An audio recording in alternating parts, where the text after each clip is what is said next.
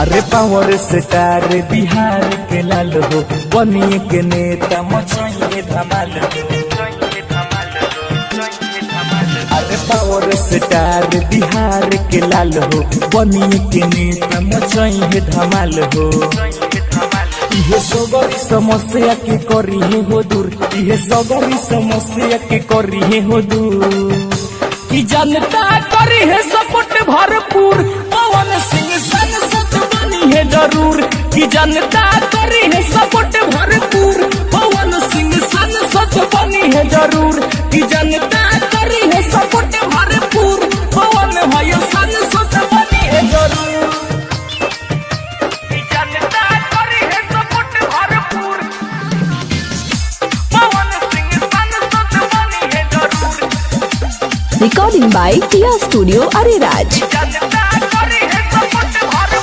भोजपुरिया शेर हूँ बिहार के बेटा, गरीब के सेवा करिहे बन के हूँ नेता।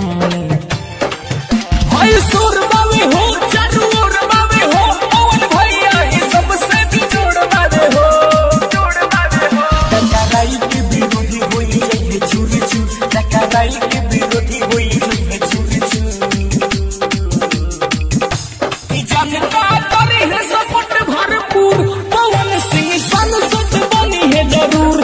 कि जनता करी है सपोर्ट भरपूर, पवन सिंह सांसद बनी है जरूर। कि जनता करी है सपोर्ट भरपूर, पवन भाई सांसद बनी है जरूर।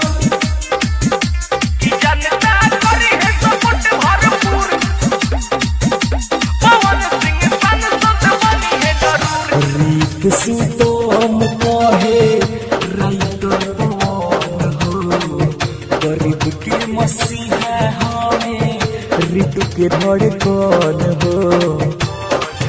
इहे करी है विकास पूरा बावे हो, वास्तव जनता के अपना न करी है निराश। भाई विरोधी के करे जा करे धुकुर धुकुर, भाई विरोधी के करे जा करे धुकुर धुकुर। कि जनता करी है सपोर्ट भरपूर, पवन सिंह सांसद बनी है जरूर। कि जनता करी है सपोर्ट भरपूर, पवन सिंह सांसद बनी है जरूर। कि जनता